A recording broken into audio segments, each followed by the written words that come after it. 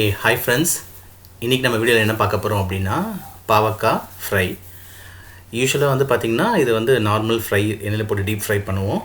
So இது வந்து கொஞ்சம் டிஃபரண்டா பண்ணிருக்கேன். இதுக்கு தேவையான பொருள் வந்து பாத்தீங்கன்னா 2 பாவக்காய் எடுத்துர்க்கேன் இன்னைக்கு நானு.